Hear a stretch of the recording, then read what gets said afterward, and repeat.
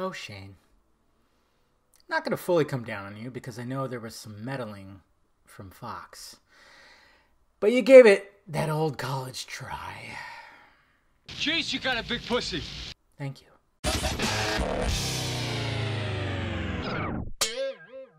What's happening, film friends? Dave the Film Junkie here, bringing you a film review of The Predator. The Predator is not a reboot, of course. It's a sequel. It definitely does acknowledge the past movies, and this time around it's written and directed by Shane Black, or I think partially written. I know he directed it, and there's all things that happen with that, and I mean, it just seemed like it was a good thing because, hey, he played Hawkins in the original Predator, so here we go. And a sniper, soldier, guy, stumbles onto a crashed alien spaceship, and of course there's a predator inside, and there's some weird shit going on.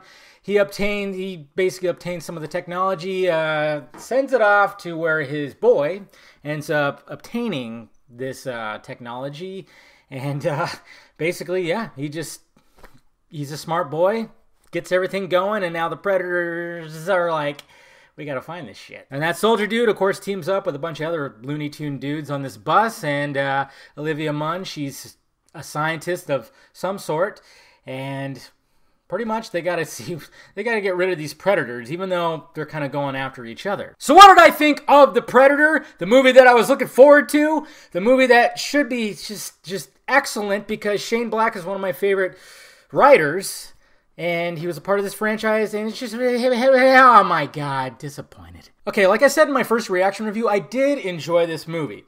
And the reason why I did is because the movie flowed. Like, it kept moving forward, and it really just didn't let up too much. It gave some good homages to the original, and the characters had potential. There were also some good sequences and some good kills, a couple of good gory parts. And honestly, these two need to be in a buddy cop movie. But sadly, the movie's disappointing, and it shouldn't be because it's Shane Black. He's good at dialogue, and like I said, he's part of the franchise, and I was just really hoping for the best. And guys, he has done more movies than Iron Man 3, Kiss Kiss Bang Bang, The Nice Guys. Watch those movies because I keep seeing on my timeline, everybody's like giving shit, especially with all the stuff that happened behind the scenes, with the whatchamacallit, the sex offender guy and everything. Everybody's talking about Iron Man 3. It's like, okay, can you watch some of his other movies and even the ones that he wrote, like the entire Lethal Weapon series? The man is a wordsmith. He's great at dialogue. And it does show here, which I did enjoy, but it tends to go way overboard.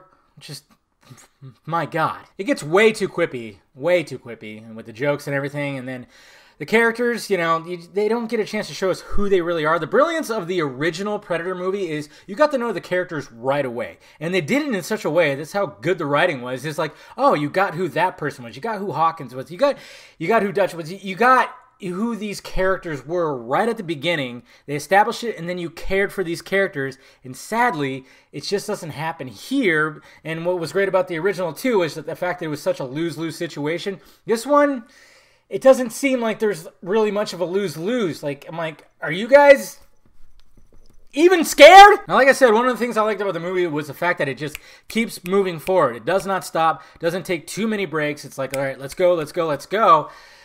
But it doesn't always work in the favor because I swear to God, when you first meet Olivia Munn's character, she doesn't say a fucking word. She doesn't.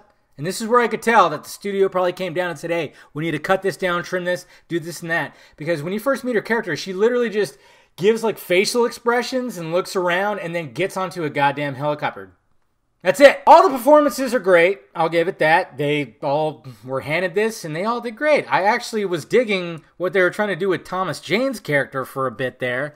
It's just certain little things. And like I said, those, I can't remember their names. I know Sterling Brown, K. Brown or something like that. And I can't remember the other guy's name, the guy from Moonlight. I'm telling you, those guys were the ones that really stood out. And I'm like, give those two a buddy cop movie because I think they'd be great in it. And, when it comes to all the jokes, there was just way too many of them. And, some of them worked. I did get some good laughs out of some of them, but I'm just like, okay, what the fuck, Shane? Little too much here. And the whole Predator versus Predator thing was pretty damn cool. And, and the backstory of why that was happening. But my God, it could have been something. There could have been something more there, especially with the previous movies. Given this is a sequel, so yeah, guys, disappointing. I know a lot of people are hating a lot more than I am. I still enjoyed it, and you know, if you like this series, go check it out. Why not? Just go check it out. See if you enjoy it. It just sucks because I thought, okay, Shane Black is doing this. There's no way that this could be. It's going to be super enjoyable. This is going to be a great movie, and it's just totally disappointing. Anyways, guys, let me know your thoughts about it down below. If you saw the movie, what did you think about it? Hit that like, thumbs up button if you'd be so kind. Subscribe to my channel. Visit filmjunkie.com. Follow me on the Twitter, the Facebook, all that stuff. And, of course, visit the closet for shirts and stickers. All right, guys? I'll talk to you later. Chase, you got a big pussy. I know I do.